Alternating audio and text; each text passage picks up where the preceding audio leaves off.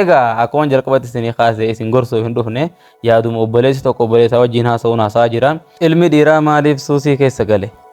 Maaliif suusa nyaata jee namni hundi haasa'u malee ilma dhiiraa maaltu akka suusii keessa isa galchu namni hubate waan jiru natti hin fakkaatu. Egaa ilma dhiiraa taatee gaafa dhalattu rakkinni hedduun tokko akka si eeggatu namoonni hubatan baay'ee muraasa. Ilma dhiiraa tahee ammoo moor gaafa bultii ijaarratu gaafa namoonni isatti haajaman baay'atan haati manaa isaa gaafa isarraa waa eegdu ilmaan isaa gaafa isarraa waa eegan akkasumallee haadhaa fi abbaan isaa gaafa isarraa waa eegan obboleeyyan isaa xiqqaa fi guddaan yeroo isarraa waa eegan kana ilma dhiiraatiif wanni kun chaalenjii guddaadha. Kanaan dabalatatti ammoo haalli biyya keenyaa haala itti dargaggeessi tokko ittiin jijjiiramee jireenya isaa fooyyessee daldalee milkaa'ee baratee milkaa'uuf haala si mijeessu. So ilmi dhiiraa tokko kana hunda baadhata suusii keessa yoo gale nuti suusii isaa keessa galuu malee maaltu akka suusii keessa isa galche tilmaamuun nutti ulfaata. Garuu at least waliif hubachuun waan baay'ee bareedaadha. Egaa so ilmi dhiiraa rakkina kana hunda baadhachuu yeroo dadhabu rakkina kana jalaa baduuf jedhee suusii garagaraa ni eegala. Egaa an kana kaniin jechaa jiru dargaggeessi rakkina kana jalaa ba'uuf suusii keessa seenuun isaa waan sirriiti waan godhamuu qabu jechaa hin jiru. Garuu ammoo nama kana maaltu suusii kana keessa isa galche? Abbaa feete yoo gaafatte namni suusii keessa jiru san suusii san keessa jiraachuu isaatti gammadaadhaa miti. Jaalatee osoo hin ta'in dirqamee itti seenee keessaa ba'uu ni fedhaa garuu keessaa ba'uu dadhabe. So nuti ammoo namoonni teenyeetuma nama jaju goonu kun mee yeroo tokko ofitti deebinee namni kun maaliif akkas tahaa osoo hin taane maali sababni namni kun waan kana ta'eef rakkinni as keessa isa galchee maali jennee qorachuu feesisa.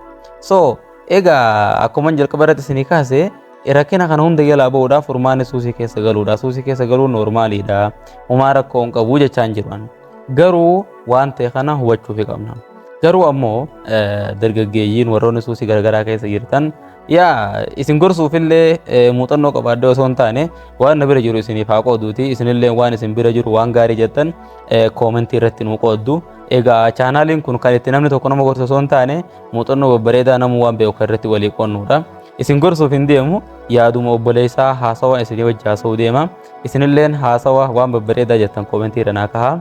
Egaa dargaggeessi tokko rakkina dhokachuuf yookaan rakkina jalaa ba'uuf jee suusii keessa seenuun isaa murtee sirriitii jechaan jiru.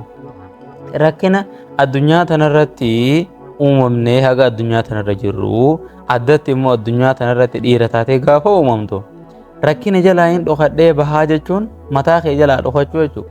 Of jalaa dhokattee eessa dheedha? Egaa akkana addunyaa tanarratti namni bultii ijaares kan bultii hin ijaarinis hojjetaan qaxaramee hojjetus inni qaxarus ilmi namaa kun hundinuu rakkina keessa jira. So saniifuu rakkina kana jalaa bahuuf furmaanni suusii garagaraa eegaluu osoo hin taane jireenya kana keessatti rakkinni waan dhaabbataa erga tahee jiruufu rakkina kanaaf furmaata barbaadu. Rakkina kana fuuldura dhaabbannee waliin falmuu danda'uudha qabnaa jechuudha. Egaa rabbiin gaafa nu uumus waan kana baadhachuu waan dandeenyuuf nu uume waan ta'eef rakkina kana baadhachuu ni dandeenya. Akkamitti rakkina kana baadhannee keessaa bahuu dandeenya? Akkamitti rakkina kana bira darbuu dandeenya?